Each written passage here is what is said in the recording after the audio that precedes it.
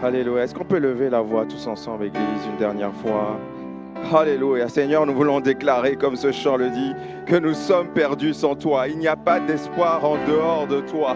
Pierre avait dit, à qui d'autre irions-nous? Tu as les paroles de la vie éternelle. Et ce matin, Seigneur, sur cette avenue, à Codéran, sur cette avenue de la République, trouve une église qui a soif de toi, plus que jamais, qui a soif de ton intervention. Trouve une église qui est désespérée sans toi. Tu es notre plan A, nous n'avons pas de plan B. Seigneur, étends ta main. Oh Seigneur, comme au temps des apôtres, fais encore des signes, des prodiges et des miracles. Fais encore, Seigneur, des interventions, Seigneur, surnaturelles. Agis de façon complètement surnaturelle pour apaiser ton peuple, pour conduire ton peuple, pour diriger ton peuple, pour guérir ton peuple, pour consoler ton peuple. Oh Seigneur, nous nous attendons à toi ce matin et nous te disons merci d'avance pour l'œuvre que tu vas nous accorder ce matin, l'œuvre que tu vas faire ce matin. Oh, et quelqu'un peut dire Amen et applaudir le nom de Jésus. Yes!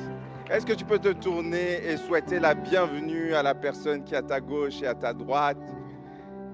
Alléluia!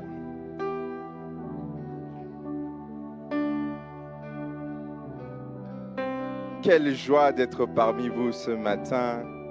Alléluia. Merci à toutes les équipes de louanges, toutes les équipes techniques, tous ceux qui servent ici. Est-ce qu'on peut les remercier, s'il vous plaît? Il ne faut jamais prendre ça comme acquis. Alléluia, alléluia. Waouh, l'église est pleine aujourd'hui. Il va falloir prendre des décisions bientôt. Alléluia. C'est une joie. Alors j'aimerais, avant de commencer, souhaiter une bonne fête à toutes les femmes. Alors ne vous faites pas avoir, ce n'est pas la fête des femmes, c'est la fête des droits des femmes, d'accord? Donc, est-ce qu'on peut souhaiter, les dames, est-ce que vous pouvez vous lever? Je sais que vous êtes nombreuses, mais est-ce que vous pouvez vous lever? On aimerait vous honorer en ce jour. Toutes les dames, toutes les dames. Alléluia. Alléluia. Dieu vous bénisse, mesdames. Dieu vous bénisse, mesdames. J'aimerais parler à un macho qui pense que la place de la femme est à la cuisine. J'aimerais lui dire que oui, ok, l'homme est la tête de la femme, mais l'homme vient d'une femme. L'homme naît par une femme. Donc, c'est un point partout, égalité. Donc, merci Seigneur pour les femmes, pour votre contribution à l'œuvre de Jésus. Jésus a travaillé avec des femmes. Il y avait des femmes qui suivaient Jésus. Dans le livre des Actes, on voit que des femmes étaient actives. Que le Seigneur bénisse nos femmes, nos filles, nos sœurs, nos mamans, nos épouses. Que le Seigneur vous bénisse.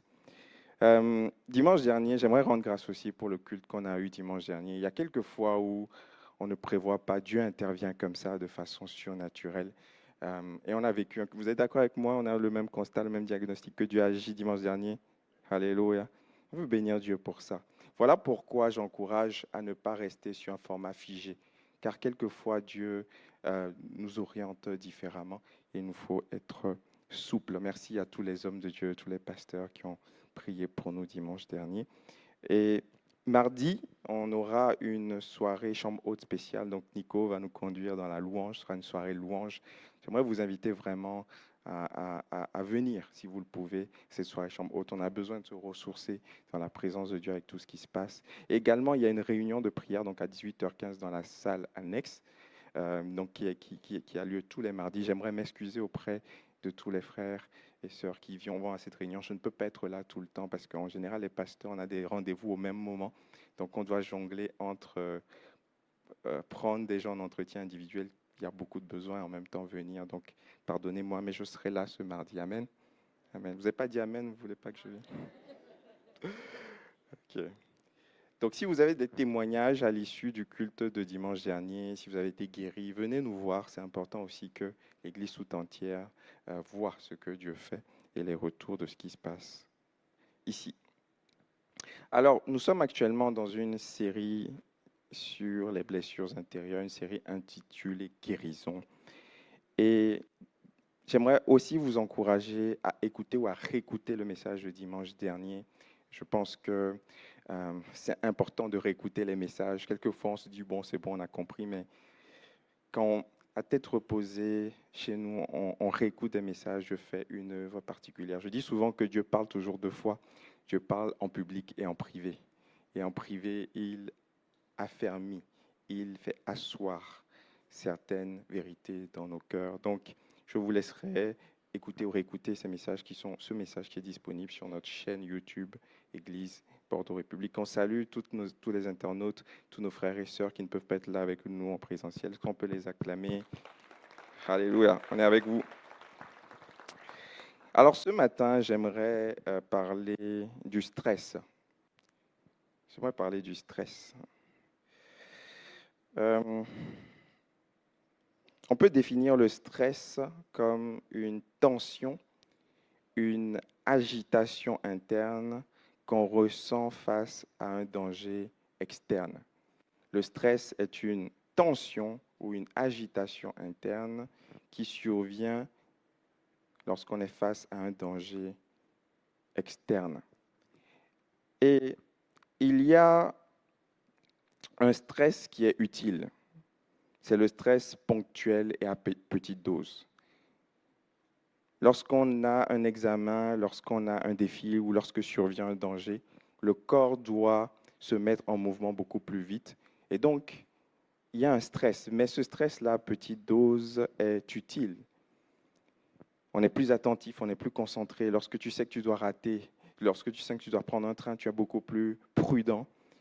Le stress ponctuel à petite dose est utile pour nous rappeler des échéances et stimuler le mouvement. Mais lorsque le stress devient permanent ou lorsque la dose de stress monte, cela peut devenir dangereux. Lorsque le stress s'étale sur une durée prolongée, on entre dans ce qu'on pourrait appeler l'hypervigilance. On est constamment aux aguets, on est constamment tendu. Cela peut provoquer de l'inquiétude, de l'anxiété. Le stress est contraire au repos. Quand on dort, on est tranquille à l'intérieur. Notre respiration est stable, notre rythme cardiaque est stable. Mais quand on est stressé, la respiration devient haletante. Le rythme cardiaque s'accélère. Alors voilà pourquoi nous ne sommes pas faits pour être constamment en stress. Dieu a bien fait les choses. C'est pour ça que la nuit, on dort. Quelqu'un peut dire Amen. Il y a un temps où tu dois être alerte et il y a un temps où tu dois être au repos. Mais quelquefois, malheureusement, nous pouvons être constamment stressés. Quel lien avec les blessures intérieures? Quelquefois, lorsqu'on a été beaucoup blessé par le passé, on anticipe des blessures futures et on est stressé. Quand on a été battu par un conjoint, quand un conjoint, par exemple, a abusé de nous, ça crée une blessure. Tu peux pardonner, Le dimanche matin, tu viens, tu entends un message sur le pardon, tu dis Seigneur, je pardonne. Mais lundi, quand tu rentres chez toi, tu vas retrouver la même situation. Et donc, tu peux vivre sous stress. Il y a un article qui est sorti l'année dernière qui a fait le tour du monde sportif. Je ne sais pas si vous êtes tombé dessus. C'est un documentaire qui a été dénommé À cœur perdu, ou À corps perdu, pardonnez-moi, où des anciens sportifs ont témoigné de la douleur qu'ils ont à cause du haut niveau. 7 anciens sportifs venus du football, du cyclisme ou du rugby témoignent dans un documentaire sur la chaîne L'Équipe des conséquences physiques et mentales du sport de très haut niveau. Parmi eux, Bruno Rodriguez, qui a été amputé de la jambe droite pour mettre fin à des douleurs occasionnées par des infiltrations. Certains sportifs ont un tel niveau, un tel rythme, subissent tellement de chocs violents durant leur carrière qu'après leur carrière, leur corps souffre.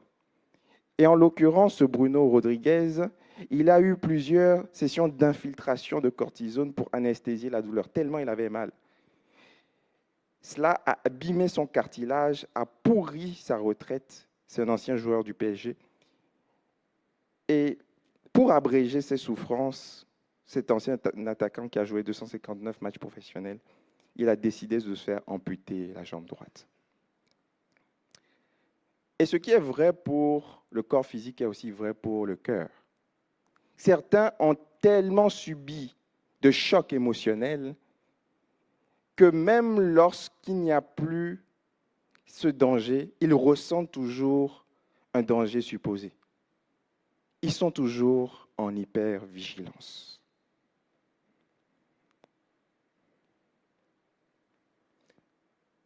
Ma prière ce matin pour toi et moi, c'est que tu puisses vivre une vie sans stress.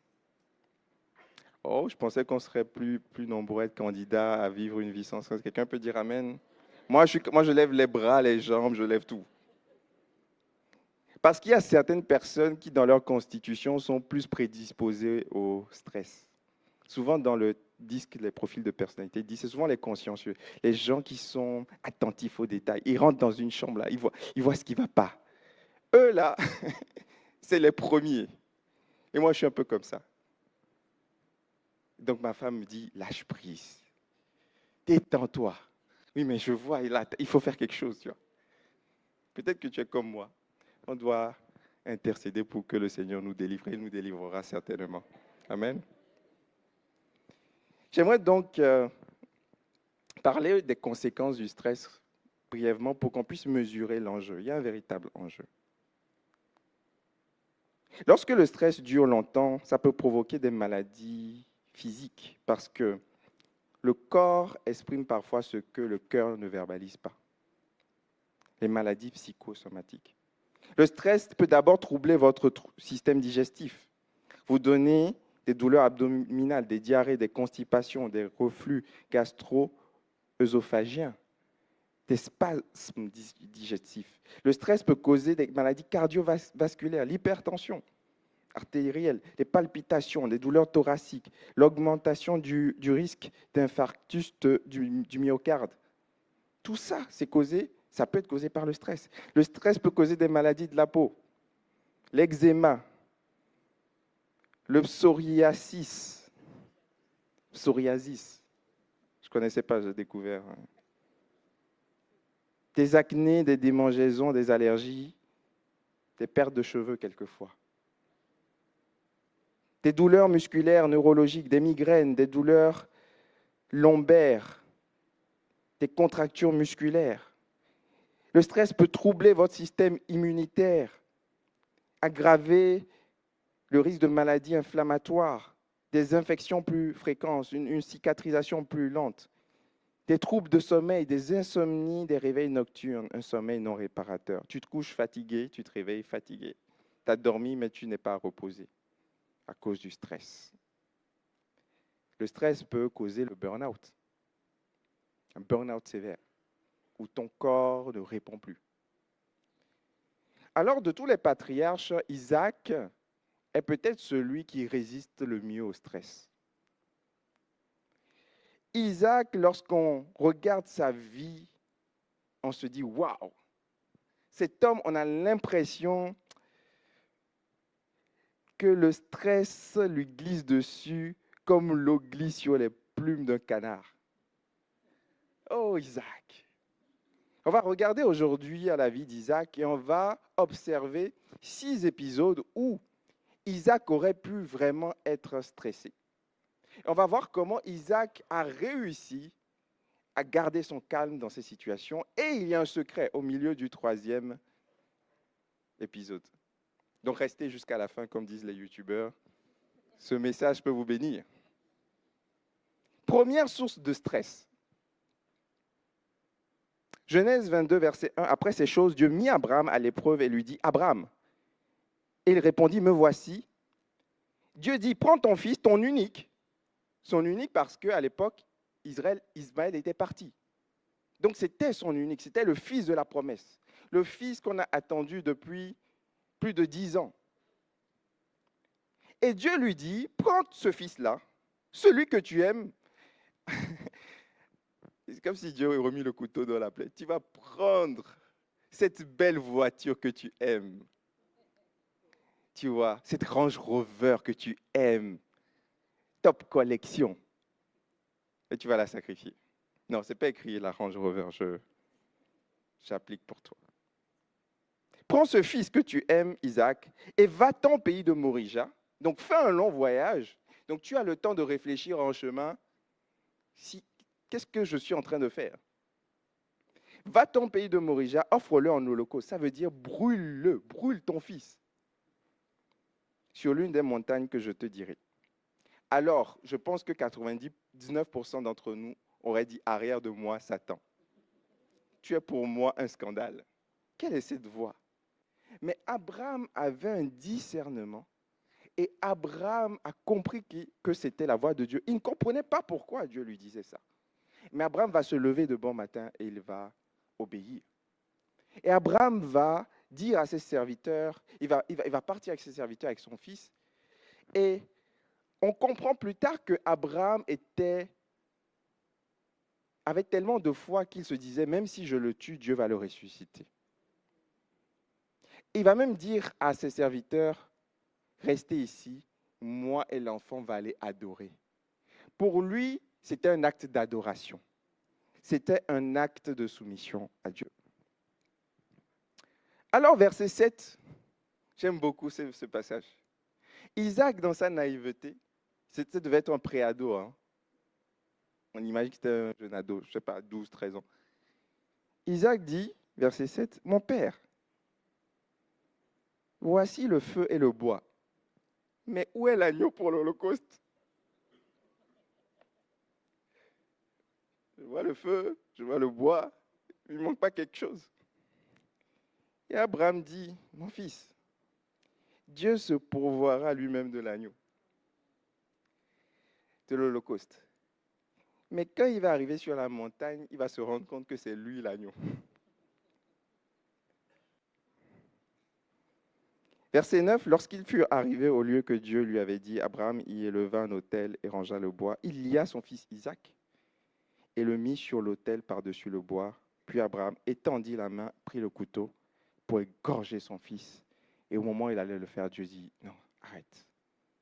Prends un bélier de substitution. Alors, on lit cette histoire facilement. Mais vous imaginez le traumatisme que Isaac a pu vivre? Ton propre père lève le couteau contre toi pour t'égorger. C'est une source de stress. J'imagine le retour. Il devait être en hypervigilance. À n'importe quel moment, il peut dégainer son couteau. Comme quand tu traverses, il faut regarder à gauche et à droite, tu vois.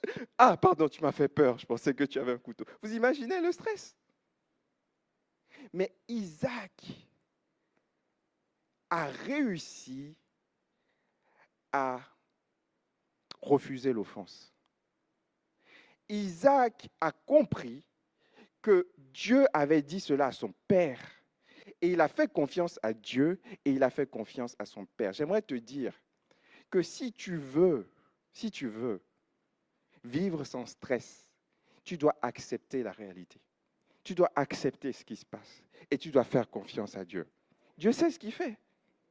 Si Dieu existe, pourquoi il y a autant de guerres dans le monde? Dieu sait ce qu'il fait. Pourquoi il y a autant d'injustices? Dieu sait ce qu'il fait.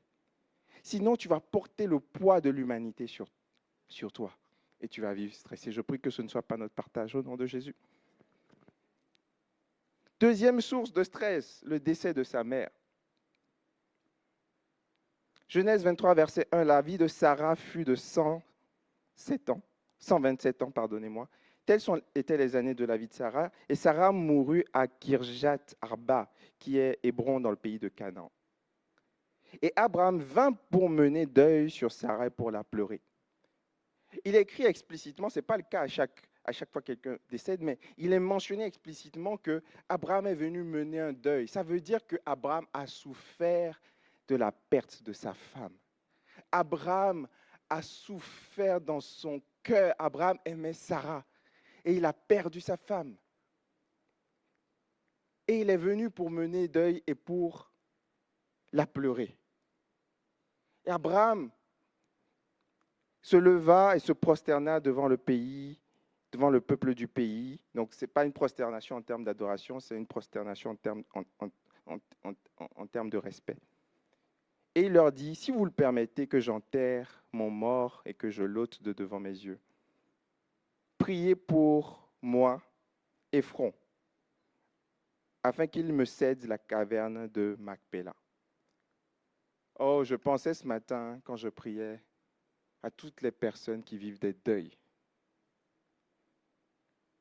Il y avait quelqu'un que tu aimais qui était là, maintenant la pièce est vide. Même si l'être aimé âgé, c'est une douleur. Même si on sait qu'elle est partie auprès de Jésus, c'est une douleur. Et le pire, c'est que le monde ne s'arrête pas quand on vit un deuil. Le monde continue. Les gens continuent de travailler. Toi, ta vie vient de s'arrêter, tu sors, tu vois des gens prendre le tram, tout le monde va bien, il y en a qui sont heureux. Mais toi, tu dois faire face à ta douleur. Et en plus, tu dois t'occuper des démarches, les obsèques, les pompes funèbres. Et c'est ce qu'Abraham va vivre. Il n'avait pas le temps de digérer qu'il devait trouver un endroit pour enterrer Sarah. Alors, il va négocier. Il demande à Ephron de lui céder une caverne. Il voulait acheter la caverne. Il a écrit que Ephron le Héthien, verset 10, répondit à Abraham en présence des fils de Heth, « Non, mon Seigneur, je te donne la caverne, je te donne le champ et je te donne la caverne. » En gros, il y en a, ils font leur business sur la souffrance des autres. Il dit, non, moi je ne vends pas ma caverne seule. Il y a un terrain à côté, tu achètes tout le champ.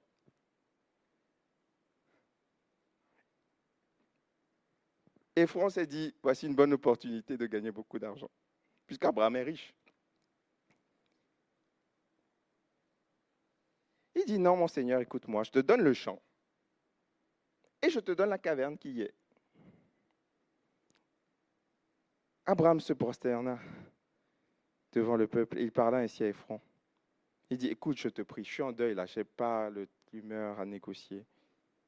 Je te prie, je te donne le prix du champ. Accepte-le de moi et j'y enterrerai mon mort. Et Ephron dit à Abraham, ça va te faire 400 cycles d'argent. J'ai essayé de regarder sur Internet à quoi correspond 400 cycles d'argent aujourd'hui. Certains disent que ça pourrait faire 160 000 euros. À peu près. Alors Abraham comprit Ephron et pesa à Ephron l'argent qu'il avait dit en présence des fils de Heth. Mais quel est le point? Dans tout ça, on ne voit pas Isaac. Isaac ne parle pas. Isaac ne pleure pas. Isaac est invisible. On pourrait même penser que Isaac est déconnecté de sa maman. Mais rappelez-vous, Isaac est le fils unique de sa maman. Imaginez comment Sarah a dû prendre soin d'Isaac. C'était son fils unique. C'était le fils de la promesse. Donc Isaac devait être attaché à sa maman.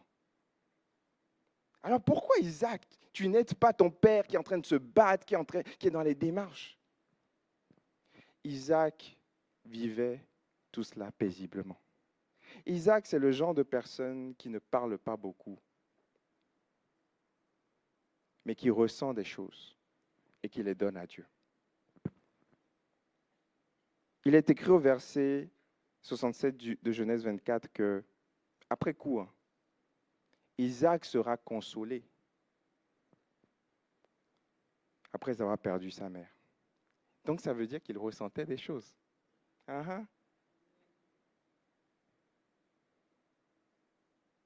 Troisième source de stress potentiel, le célibat. Ah, le célibat. À ce moment, Isaac avait 37 ans. Il était célibataire. On appelle ça un célibataire endurci. 37 ans. Et le papa Abraham, voyant que Sarah est partie, se dit, moi aussi, je peux partir. Alors il commence à réfléchir. OK, on a galéré pour avoir Isaac, mais la descendance, il ne peut pas la faire seul, il lui faut une femme, n'est-ce pas? Alors Abraham va se mettre en mouvement. Abraham, c'est un homme d'action. Abraham étant vieux, Genèse 24, verset 1, avancé en âge, alors que l'Éternel avait béni en toutes choses, il dit à son serviteur, le plus ancien de sa maison, Eliezer de Damas, mais je te prie ta main sur ma cuisse. C'est un, un serment solennel. Sur ma cuisse, sur ma descendance. C'est dit gentiment sur ma cuisse, là, mais sur ma descendance, tu vois. Je te ferai jurer par l'Éternel, le Dieu du ciel et de la terre, de ne pas prendre pour mon fils une femme parmi les filles cananéennes, mais d'aller dans mon pays et dans ma patrie et de prendre une femme pour Isaac. Sarah n'avait pas vu ses petits-enfants avant de mourir. Isaac avait 37 ans. Alors Abraham va prendre la décision de faire quelque chose. Je priais pour quelqu'un qui vit la pression du célibat à un âge avancé. Il y a beaucoup de cas. On peut vivre même la pression du célibat jeune. Certains ont été mariés, sont veufs. Ils vivent la pression du célibat. Ils vivent la pression de la famille gentille qui dit « Oh, c'est pour quand là ?» Amen, amen, amen. Valérie, amen. Alors, ça bouge un peu là, en coulisses. Tu vas bientôt nous présenter quelqu'un. Tu sais, je connais quelqu'un, si tu veux, je peux. C'est fait gentiment, bien sûr, affectueusement, on s'inquiète pour toi. Mais toi, ça te rappelle constamment qu'il te manque quelqu'un, qu'il te manque quelque chose. Alors je me demande, Isaac, c'est une source de stress. Isaac, pourquoi tu ne stresses pas? Pourquoi tu n'en parles pas? Pourquoi tu ne vas pas sur un site de rencontre? Pourquoi tu ne te bouges pas? Tu penses que ça va venir du ciel comme ça, Isaac? Tu es là comme ça, tu vas à l'église, tu reviens. Isaac, hein? Il faut bouger. Regardez ce que Isaac faisait. Eliezer va partir, il va trouver Rebecca. Il va ramener Rebecca. Et il est écrit au verset 63, et c'est le secret du calme d'Isaac. Un soir qu'Isaac était sorti pour méditer dans les champs. Dites avec moi, méditer dans les champs. Il leva les yeux et regarda, et voici des chameaux arrivaient. Rebecca leva aussi les yeux et vit Isaac et descendit de son chameau. Elle dit au serviteur, mais qui est cet homme qui vient dans les champs à notre rencontre? Et le serviteur répondit, Ah, ah, c'est ton futur mari. Alors elle prit son voile. Je ne sais pas si c'est de là que vient la mode des voiles pendant le mariage. En tout cas, elle prit son voile, elle le couvrit. Et le serviteur raconta à Isaac toutes les choses qu'il avait faites. Isaac conduisit Rebecca dans la tente de Sarah, sa mère. Il prit Rebecca, qui devint sa femme, et il l'aima. Et il fut consolé après avoir perdu sa mère. Le secret d'Isaac pour rester calme, c'est qu'il méditait les promesses de Dieu. Oh, ton amen devrait être plus fort. Oh, tu peux applaudir le Seigneur. Isaac avait ce qu'on pourrait dire ça aujourd'hui, un mindset connecté à Dieu.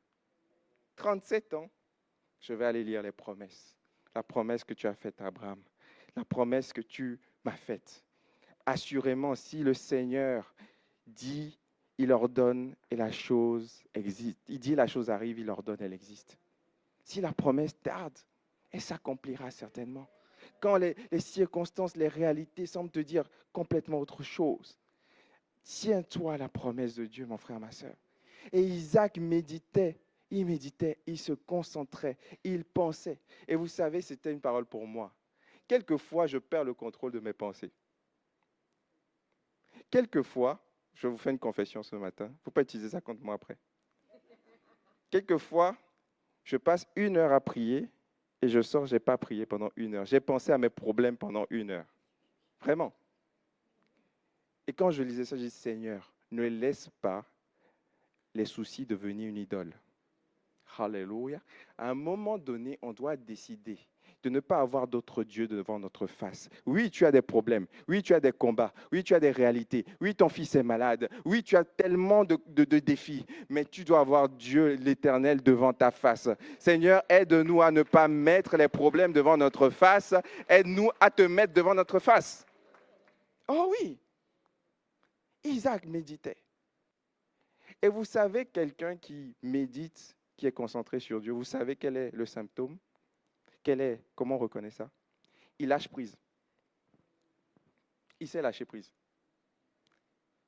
Quand on regarde Isaac, des fois, on se dit, mais lui, c'est pas un homme d'action, tu vois.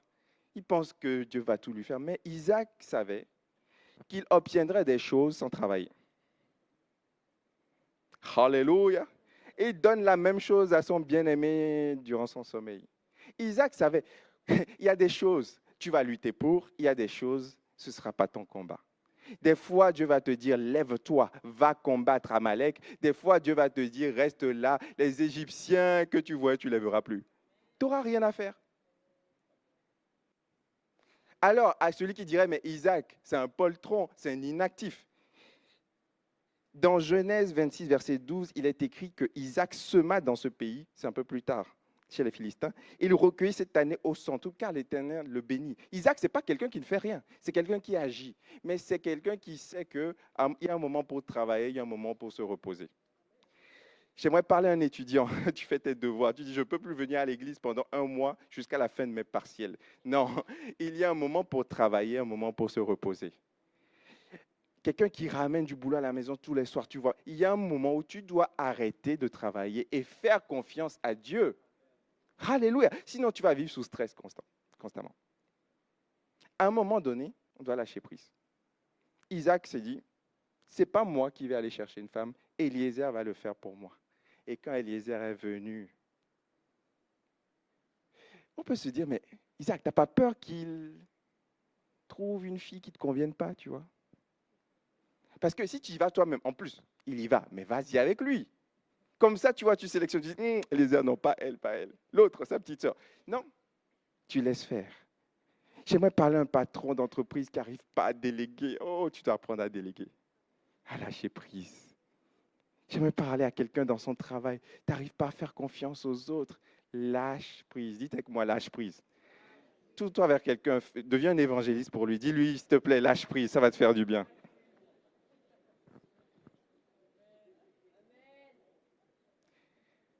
Un arminianiste comme moi, assumé, n'aime pas le lâcher prise. Pour moi, lâcher prise, c'est une perte de temps. Il faut faire, il faut être productif. Mais Dieu m'apprend de plus en plus. À un moment donné, il y a Dieu sur son trône qui travaille le jour du sabbat et il y a toi qui dois respecter le jour du sabbat. Alléluia. Dieu fera pour toi, il combattra pour toi. Lâche prise pour tes enfants qui ne sont pas convertis. Laisse-les tranquilles. Laisse-les à Dieu, confie-les à Dieu. Dis-leur, moi j'ai fait ma part, je les ai élevés, je les ai enseigné ce qu'il fallait leur enseigner, je les ai emmenés à l'école du dimanche, j'ai jeûné pour eux, j'ai intercédé pour eux, je leur ai tout dit, maintenant laisse-les à Dieu. Laisse ton conjoint pas chrétien à Dieu, laisse. Arrête même de lui parler de Jésus, arrête. Il sait déjà. Laisse-le à Dieu. Alléluia.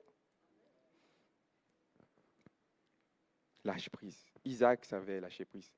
Et il y a une deuxième information subtile. J'aime bien aller dans le sous-sol de la Bible comme ça. Une deuxième information qui devait passer inaperçue, mais qui n'est pas passée inaperçue. Isaac méditait dans les champs, dans les endroits déserts. J'ai souvent eu ces discussions avec le pasteur Christian. Souvent, il dit, ouais, je vais prier dans les bois. Il me dit, Jean Bosco, tu pries dans les bois? Je dis, mais non, moi, ce n'est pas dans ma culture, ça. Moi, c'est entre dans ta chambre, ferme la porte. Moi, je ne peux pas marcher, ça me déconcentrer, marcher, tout ça. Il me dit, si, Jean Bosco, vas-y, va dans les bois, dans la nature et tout. Je disais, ouais, la théologie, là. Et dernièrement, on est allé avec mon époux. Je ne sais pas si tu as la vidéo. Ouais, tu as la vidéo, super. Oh, on peut remercier l'équipe, font du bon boulot. Oh. Merci Priscilla.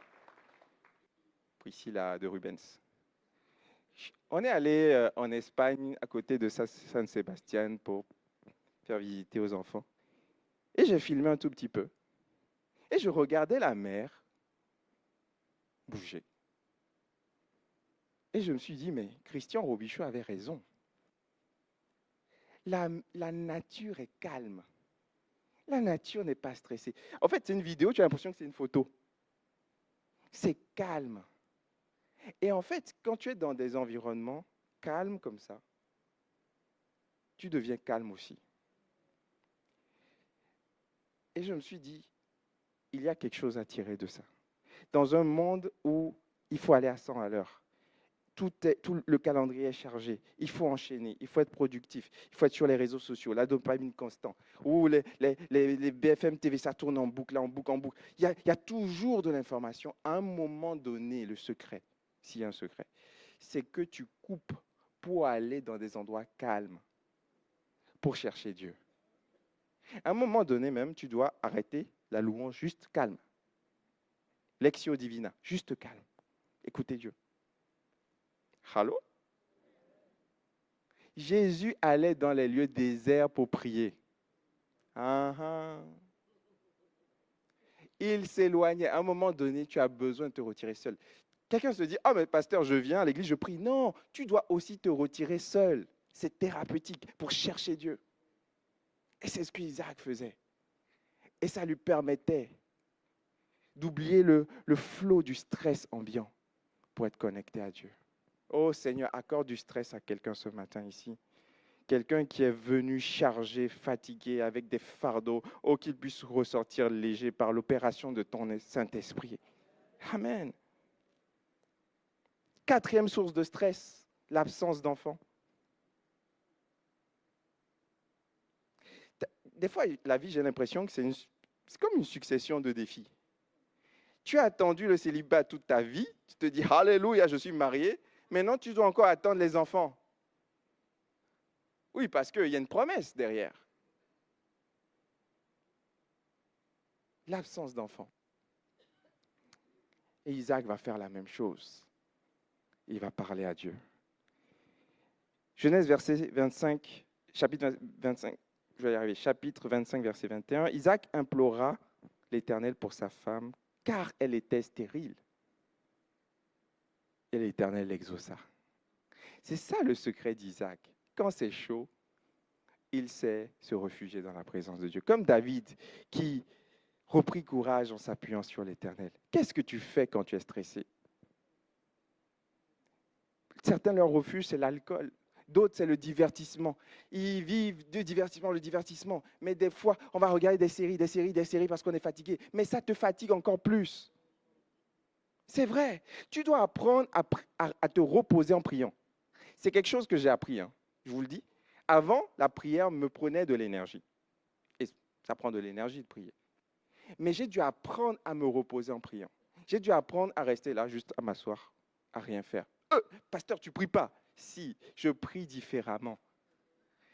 Nous, les pentecôtistes, des fois, on a l'impression que si la prière n'est pas fervente, la prière fervente du juste a une grande efficacité. Il faut prier, il faut chasser. Oh, oh. Des fois, il faut juste, calme-toi, calme-toi, calme-toi, doucement. Laisse le Seigneur renouveler ton âme. Dans la douceur. Tu sais, les hommes d'action, des fois, hein, des gens comme Élie. Le tremblement de terre, mais Dieu n'est pas là. Le feu, Dieu n'est pas là. Mais des fois, c'est un murmure doux et léger. Alléluia. Des fois, tu n'auras même pas de force pour prier. Écris ta prière. Des fois, tu vas juste écouter la Bible. Des fois, il faut savoir se reposer en Jésus. Je prie que ce soit ton partage vraiment. Oh Seigneur. La Bible dit que l'Éternel l'exauça. Et à peine terminé, ils ont des enfants maintenant, ils ont problème de grossesse difficile. Tu dis, waouh! Les enfants se heurtaient dans le sein de Rebecca. Et elle alla consulter l'Éternel. Quelqu'un a dit souvent, tu as le problème de tes bénédictions. Quelqu'un a dit une fois, tu as le problème de tes bénédictions. Oui. Si ta grossesse est difficile, c'est parce que tu as une grossesse. Amen, amen. Tu pries pour ton mari, Seigneur. Oh, quel mari j'ai. Oui, mais Dieu t'a exaucé. Quand tu étais célibataire, tu priais pour avoir un mari. Donc maintenant, tu as des problèmes de personnes mariées. Alléluia. Tu pries pour avoir un travail. Seigneur, je me réveille. Chaque matin, je n'ai pas de travail. Je m'ennuie à la maison. Maintenant, il va falloir courir après les transports. Tu as des problèmes de personnes qui ont trouvé un travail. Oh, je suis fatigué de ma carrière là. J'ai envie de me reposer. Tu es à la retraite. Après, tout le monde travaille, tout le monde continue à travailler. Tu es un peu isolé. Tu as les problèmes de personnes à la retraite. Mais ici, toutes les personnes à la retraite sont actives. Hein. Alléluia. Quand je vois des personnes, je dis, mais vous êtes retraité non pratiquant, vous ne pratiquez pas la retraite, vous êtes plus actif que d'autres. Il y en a un, Fabrice Roland. Il est vraiment pas, il est à la retraite, il ne pratique pas la retraite. Et beaucoup d'autres. Source de stress. Isaac savait se reposer en l'Éternel. 5e source de stress, la mort ou la menace supposée.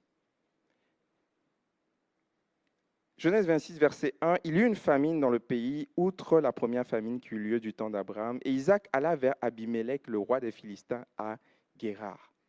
Verset 7, lorsque les gens du lieu, les Philistins, faisaient des questions sur sa femme, ils disaient, c'est ma sœur. Aïe, aïe, aïe. Transmission, vous vous rappelez? Aïe, aïe, aïe. Des choses qui se transmettent. Car il craignait. Aujourd'hui, on dirait il stressait. Il y avait une tension à l'intérieur de lui. Et si on découvre que c'est ma femme, on va me tuer. La menace supposée. Parce que Rebecca était belle de figure. Comme son séjour se prolongeait, il arriva qu'Abimélec, roi des Philistins, regarda par la fenêtre. Et regardez ce passage, c'est extraordinaire. Il vit que Isaac plaisantait avec sa femme. C'est la seule fois que j'ai vu ça dans l'Ancien Testament. Hein. Dans un monde patriarcal, un homme qui plaisante avec sa femme, c'est-à-dire il faisait des guili-guili, il s'amusait comme des enfants. Vraiment, c'est ça, il plaisantait avec sa femme. Et puis, il y a les sœurs, là, le frère, ils ne sont pas frères et sœurs, eux. Il y a plus que de la fraternité, là. Tu vois. Isaac était détendu. Mais tu vois, c'est un message. Des fois, même les personnes les plus détendues vivent du stress. C'est un combat. Alléluia. Mais il savait se réjouir. Il savait lâcher prise. Pour ne pas être en stress constant, on doit apprendre à s'amuser. Oui, on doit apprendre à s'amuser. J'ai proposé aux responsables de département, je leur ai dit, les amis, vous voyez juste régulièrement, alors certains le font, mais ce n'était pas forcément dans la coutume de s'amuser ensemble. Est-ce que tu as déjà réuni ton département, puis vous avez une soirée chill, juste rigoler ensemble? Non, on le fait entre nous, en famille, mais faisons-le ensemble. Parce que c'est là que tu vas découvrir des personnalités. Si tu fais un jeu de société avec ma femme, vous allez découvrir une autre personne. Ah, elle n'aime pas perdre. Oui. Il y a des types de personnalités que tu ne découvriras pas si tu ne joues pas avec eux. Les responsables, est-ce que vous êtes d'accord qu'on fasse une sortie bowling ensemble? Alléluia! Oh, pasteur, c'est pas spirituel. Si, parce que ça enlève le stress. On est tout le temps stressé. Il faut apprendre à se détendre. Il y a une menace supposée. La menace n'est pas réelle, mais elle est supposée. Il y a quand même une certaine crainte.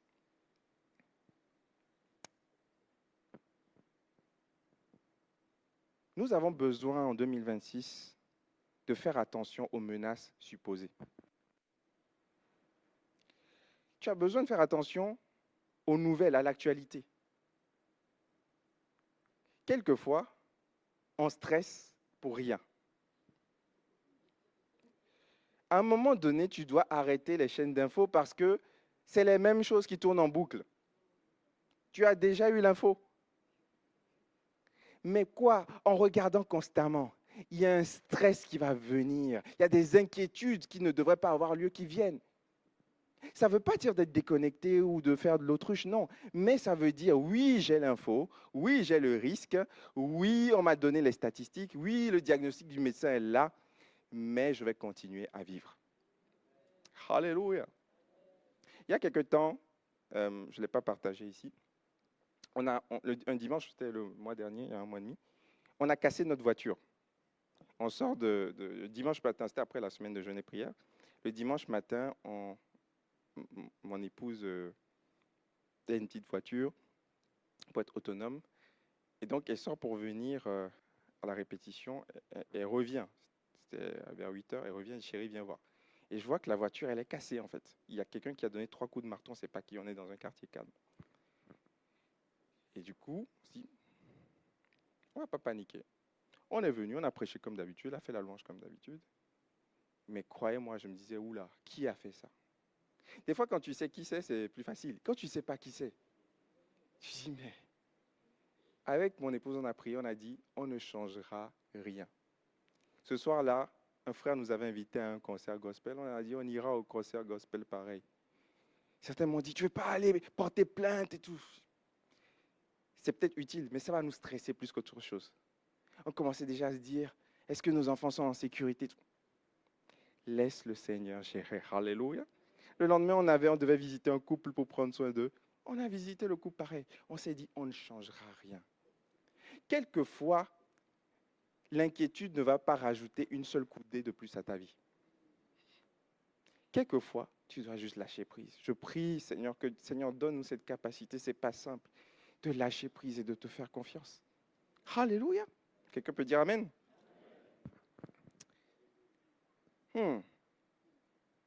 Sixième source de stress, les musiciens peuvent s'approcher. La menace avérée. Quelquefois, la menace est avérée. Genèse 26, verset 12, Isaac se met dans ce pays, il recueillit cette année le centuple, car l'Éternel le bénit. Cet homme devint riche, il alla en s'enrichissant de plus en plus, jusqu'à devenir fort riche. Il y a des richesses qui viennent de Dieu. Toutes les richesses ne viennent pas du monde, des richesses qui viennent de Dieu. Il avait des troupeaux de menu bétail, des troupeaux de gros bétail, et un grand nombre de serviteurs. Regardez ce qu'il écrit. Aussi les Philistins lui portèrent envie. Les Philistins lui portèrent envie. Ils sont devenus jaloux de lui. Tous les puits qu'avaient creusés les serviteurs de son père du temps d'Abraham, les Philistins les comblèrent et les remplirent de poussière. Quand tu n'as pas de source d'eau, ton bétail meurt. Donc, c'est une question de survie financière. C'est une question de survie financière, économique. Alors Abimelech dit à Isaac, va-t'en de chez nous, car tu es beaucoup plus puissant que nous. Regardez la raison. Va-t'en pas parce que tu t'es mal comporté, parce que tu es plus riche que nous, tu es plus puissant que nous. Oh, l'envie, la méchanceté. Quelquefois, tu vas faire face à l'envie, à la méchanceté. des autres. Ça peut arriver. Un collègue qui ne t'aime pas, qui va te calomnier, ça peut arriver. On n'est pas dans un monde de bisounours. Oh oui, quelquefois, il y en a, ils n'aimeront pas ta tête. Ils n'aimeront pas, ah oui, lui, il se prend pour qui? On ne peut pas éviter ça. Quelquefois, c'est même dans notre propre famille. Si j'étais Isaac, enfin, l'ancien moi, je me soigne. J'ai dit, quoi? Quelle injustice! Pourquoi vous m'attaquez parce que je suis plus puissant que vous? Je me serais offusqué. Qu'est-ce que Isaac fait? Isaac partit de là et campa dans la vallée de Guérar. Amen. Vous ne voulez pas de moi? Pas de problème. Isaac était paisible. Quand tu es paisible, tu acceptes l'injustice. Vous savez, j'ai découvert que l'offense est une plante qui fleurit dans le vase de l'ego. Les personnes orgueilleuses ont plus facilement du mal à se libérer de l'offense. Quoi? Il m'a fait ça à moi? Mais comment tu peux faire ça à moi? À moi? Il y a beaucoup de moi dans la phrase. Tu n'es pas le premier, tu ne seras pas le dernier. C'est pas grave. Vis l'offense tranquillement. Célèbre le Jésus d'avoir été offensé, de souffrir pour une cause juste. Alléluia. Il a dit, ok, on s'en va. Vous connaissez le mot OQTF? Obligation de quitter le territoire français. C'est quand la préfecture t'envoie une lettre pour dire, tu n'es plus bienvenu ici, mon ami. Tu n'as plus de carte de séjour. Isaac a reçu un OQTP. Obligation de quitter le territoire philistin. On ne veut pas toi. Tu es de trop. Tu nous gênes. Alors il s'en va dans la vallée de Guérar. Mais il rebelote. Il y a des gens, peut-être que tu as l'impression que tu n'es jamais bien accueilli nulle part, quoi. Les serviteurs d'Isaac creusèrent encore, verset 19, dans la vallée de Guérar, et ils trouvèrent un puits d'eau vive. Regardez, les bergers de Guérar querellèrent les bergers d'Isaac en disant, « L'eau est à nous, tu viens nous voler notre eau. » Il donna au puits le nom d'Essek parce qu'il s'était disputé avec lui. Mais il dit, pas de problème, je m'en vais ailleurs. La résilience. Ses serviteurs creusèrent un autre puits au sujet duquel on chercha aussi querelle, et il s'appela Sitna. Il se transporta de là et creusa un autre puits pour lequel on ne chercha pas querelle, et il l'appela Rehoboth, car, il dit-il, l'Éternel nous a maintenant mis au large et nous prospérerons dans le pays. J'aimerais dire à quelqu'un, peut-être qu'on a bouché ton puits, peut-être qu'on a dit que tu n'étais pas, on t'a rejeté, on t'a expulsé, on t'a mis de côté. Ne garde pas l'offense. Dis-toi que s'il y a un Essek et un Sitna, il y a aussi un Rehoboth. Il y a un puits qui ne sera pas bouché. Peut-être que tu as envoyé des CV et on te dit non, non, non, non, mais il y a un Rehoboth, il y a un travail qui t'attend. Peut-être que en tant qu'homme, tu as fait quelques propositions à quelques jeunes filles de l'église et on t'a dit non, on t'a mal parlé et on t'a dit oh, tu viens nous agresser, nous harceler. Il n'y a pas de problème, il y a un Rehoboth, il y a quelqu'un qui t'attend, il y a quelqu'un qui prie pour toi, il y a quelqu'un qui espère en toi. Oh Seigneur, donne-nous la foi et la résilience pour continuer même lorsqu'on a eu des refus. Rehoboth. Rehoboth. Il y a un Rehoboth pour cette ville de Bordeaux. Alléluia. Il y a des personnes qui ont entendu l'évangile une fois, deux fois, trois fois, mais elles ont refusé. Mais il y a un temps où il y aura un Rehoboth, où ces personnes accepteront l'évangile. Il y a un Rehoboth. Isaac était en paix avec ceux qui étaient en guerre contre lui. Alléluia. Le chrétien doit être en paix avec ceux qui sont en guerre avec lui. La Bible dit, autant que cela dépend de vous, soyez en paix avec tous. Certains seront en guerre avec toi, mais toi, tu prieras, Seigneur, tu dresses une table devant mes adversaires, une table pour parler, une table pour discuter, une table pour manger. Seigneur, humilie mon cœur, brise mon ego et donne-moi de bénir celui qui me critique. Donne-moi, Seigneur, d'aimer celui qui me hait. Oh Seigneur, tu as dit dans ta parole, si vous aimez ceux qui vous aiment, que faites-vous d'extraordinaire? Mais si j'aime celui qui ne m'aime pas, alors ma récompense sera grande dans les cieux. Alors mon amour sera parfait, comme le Père céleste détestent, qui fait pleuvoir sur les bons comme sur les méchants. Oh, je dois aimer aussi ceux qui me détestent. C'est ça l'évangile. Imaginez si tout le monde appliquait ça. Beaucoup de guerres cesseraient. Beaucoup de victimes collatérales seraient préservées. Dieu nous appelle à l'unité, mes frères, ma soeur. Dieu nous appelle à l'unité. J'aimerais le dire, je n'ai pas prévu le dire, je suis spontané. J'aimerais demander sincèrement pardon aux personnes que j'ai blessées en venant ici. Je n'ai rien fait d'intentionnel. J'ai fait tout ce que Dieu me disait de faire, mais je sais que ça a blessé certaines personnes. Je vous demande sincèrement pardon. Mon but, c'est d'être un pasteur qui vous aime et un pasteur qui conduit l'Église. Et il y a une place pour discuter. Alléluia. Et on doit se pardonner les uns les autres. On ne peut pas faire comme le monde. On ne peut pas appliquer les mêmes choses que dans le monde. Où on se blesse, combat d'ego. On doit s'aimer mutuellement. Alléluia.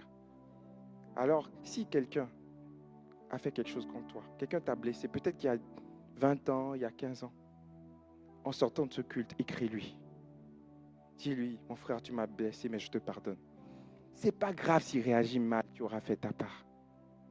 Et si tu as été blessé par quelqu'un, va aussi le voir. Quelquefois, on se dit, non, je ne vais pas parler parce que ça va arriver des choses, mais si c'est là, tu dois l'exprimer. Et le Seigneur fera le reste. Alléluia. Alléluia. Je vais terminer.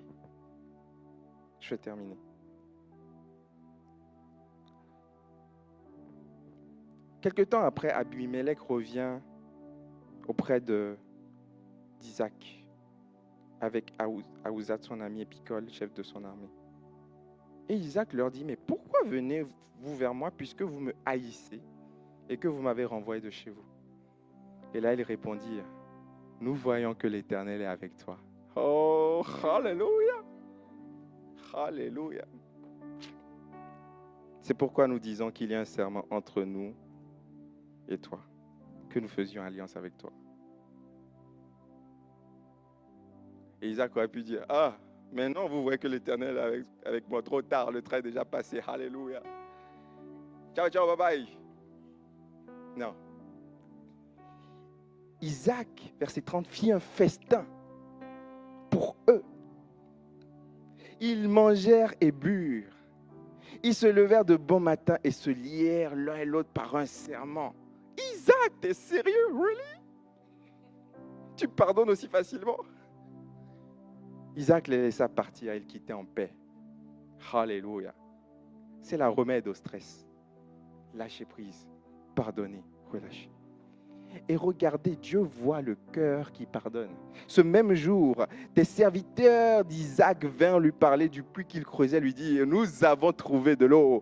Il l'appela Shiba, c'est pourquoi on a donné à la ville le nom de Beersheba. Oh Seigneur, je prie que, alors que quelqu'un sera en train d'obéir à ta parole, de pardonner, d'être un artisan de paix, que tu lui accordes des bénédictions de toutes sortes, des bénédictions matérielles, relationnelles, spirituelles, alors que tu seras en train de faire la parole de Dieu, d'obéir, de créer un pont envers tes ennemis, Dieu te fera du bien. Dieu te donnera des choses que tu n'aurais pas pu obtenir par tes efforts.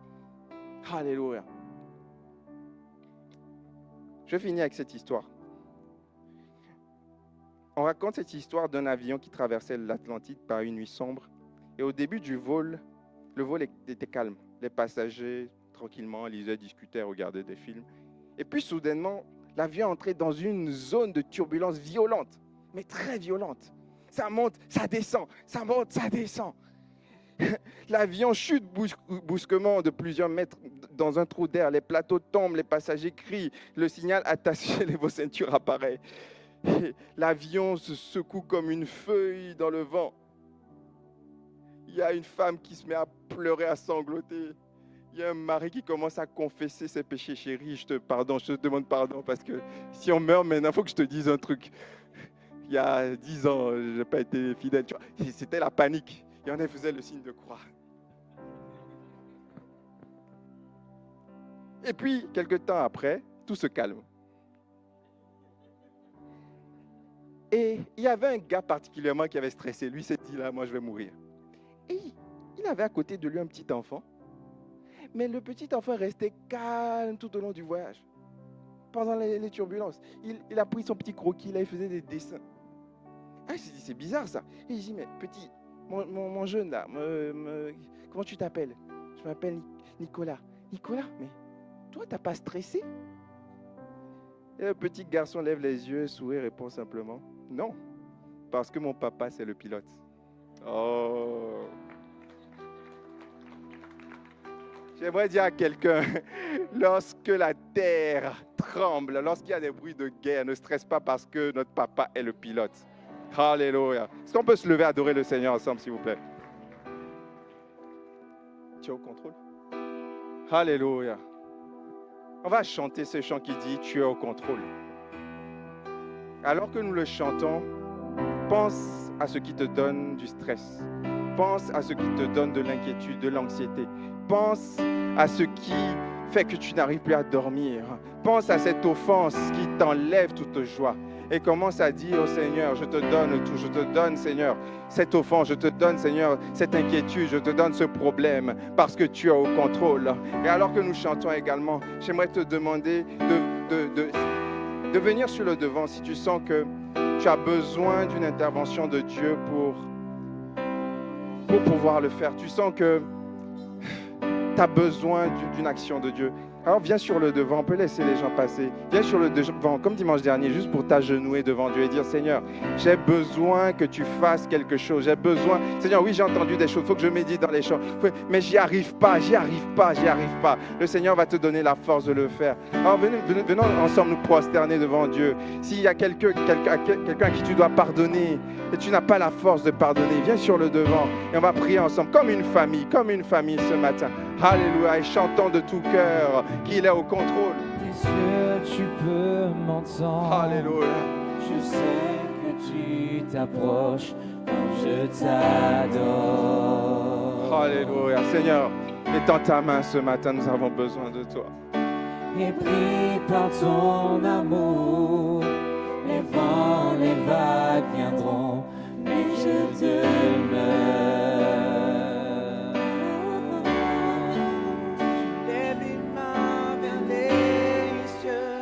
Je te donne mon cœur, je dirai à mon âme, tu es Dieu de tout. Même si les mers se déchaînent, tu parlais, tu les calmes, tu es mon repos, tu es au contrôle. Dans la vallée, je crois, ton Saint-Esprit est là et me conduit.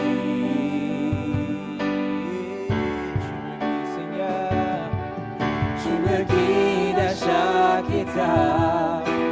Parle-moi encore, j'ai besoin de toi. J'ai besoin de toi. Je lève les mains vers les cieux.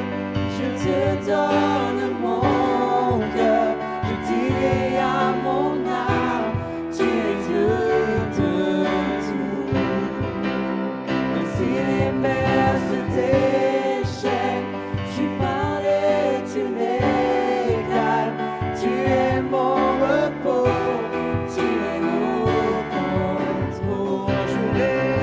Je lève les mains vers les cieux, je te donne mon cœur, je dis à mon âme, tu es Dieu de tout.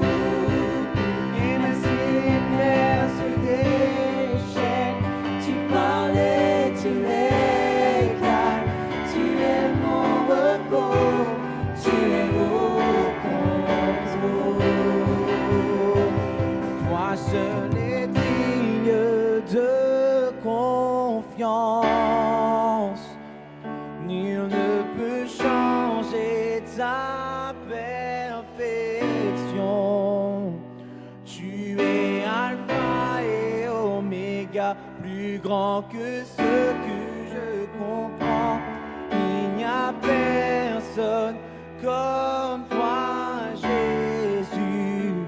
Toi seul est digne de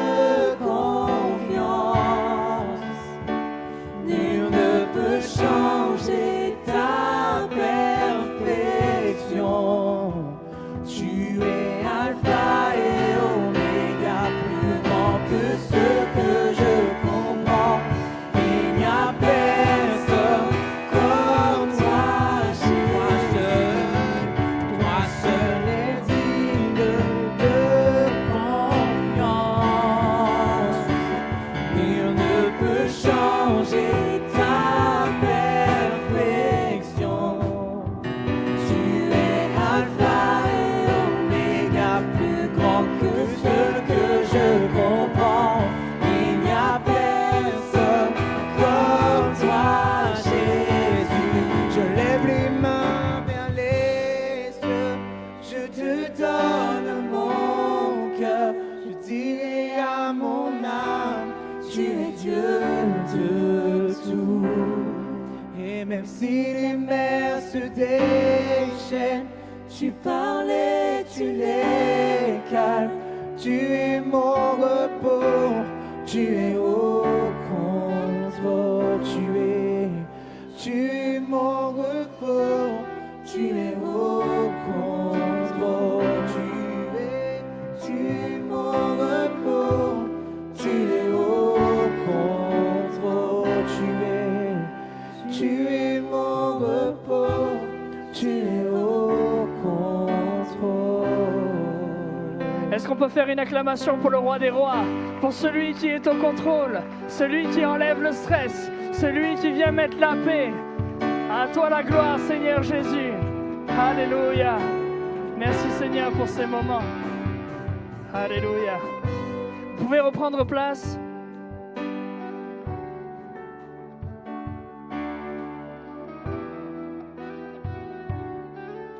Merci Seigneur pour ces moments. Gloire à Dieu.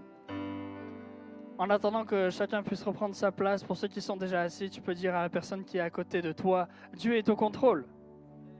Amen. Amen, amen.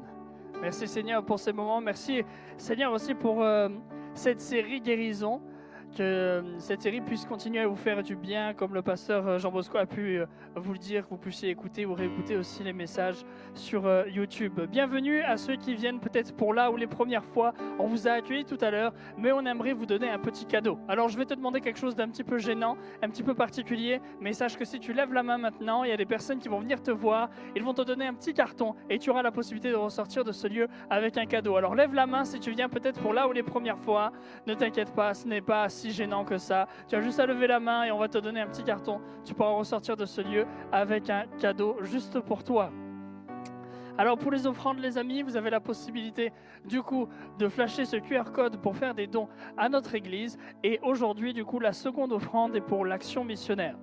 On se retrouve du coup, comme ça a pu être dit, mardi soir à 18h15 pour un temps de prière et à 19h30 pour une soirée louange conduite par le pasteur Nicolas du coup qui sera avec nous.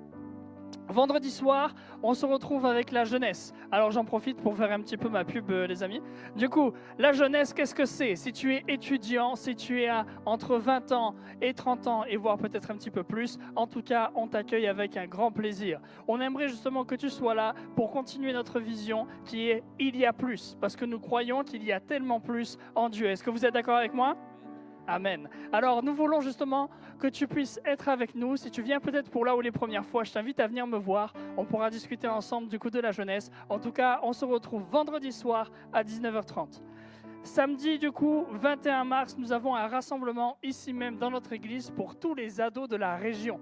Tous les ados, du coup, qui sont dans notre région et qui vont justement dans les autres églises de notre mouvement seront aussi rassemblés dans ce lieu avec, du coup, le pasteur Néhémie Noquet, qui est, du coup, le pasteur de la jeunesse de Momentum comme orateur. Le culte famille, du coup, a été annoncé la semaine dernière, mais nous allons changer la date. Donc, on vous donnera, du coup, la nouvelle date très prochainement, sûrement dimanche prochain. Ne vous inquiétez pas, c'est un petit changement de dernière minute, mais il y aura bien un culte famille. Le vendredi 27 mars, il y a la veillée de prière à 21h30. Le samedi 28 mars aussi, nous aurons un... Non, on en parlera plus tard. En tout cas, par contre, il y a un départ pour ECHO. Voilà, c'est ça. Alors, ECHO, qu'est-ce que c'est? C'est un rassemblement de jeunes chrétiens. C'est le plus grand rassemblement de jeunes chrétiens évangéliques de France. Il y a 3 ans, ils étaient près de 7000 au Zénith d'Auvergne. Et cette année, on attend encore plus de jeunes et d'ados. Pourquoi est-ce que je vous parle de ça? Parce que peut-être que vous vous dites, mais du coup, ça ne me concerne pas si je ne suis pas un jeune. J'ai envie de te dire, ces rassemblements qui sont pour des jeunes, ils sont faits par des gens qui sont moins jeunes. Vous arrivez à me suivre? En gros, on a besoin de toi. On a besoin de toi qui peut-être est moins jeune et qui te dit, tiens, je ne sais pas vraiment quoi faire pendant ce temps-là, parce qu'en plus c'est un long week-end où justement il y a un jour férié. Eh bien, on t'invite à participer à cet événement, mais différemment. Non pas en tant que congrétiste, non pas en tant que participant, mais en tant qu'équipier, en tant que personne qui peut servir lors de ce rassemblement. Et nous avons justement besoin de personnes pour servir lors de ce rassemblement. Alors si justement tu as envie de participer à cela, je t'invite à flasher le QR code ou à venir me voir à la fin. On a énormément de besoins. Si tu sais accueillir, parfait, on a besoin pour l'accueil. Si tu aimes la sécurité, on a besoin pour la sécurité. Si tu aimes faire la restauration, on aime justement les personnes qui sont là pour la restauration. Pour le transport ou tout autre, sache qu'on pourra forcément te trouver quelque chose à faire. Alors, si tu veux participer à cet événement, qui sera un événement qui va marquer la jeunesse de France, eh bien, tu es vraiment le bienvenu. Je me perds dans mes annonces, les amis. Et pour finir, du coup, nous sommes sur les réseaux sociaux. N'hésitez pas à nous suivre sur les réseaux sociaux. En tout cas, on était ravis de pouvoir vous accueillir aujourd'hui dans l'église Bordeaux République. Je vous souhaite à tous un bon appétit et que le Seigneur vous bénisse.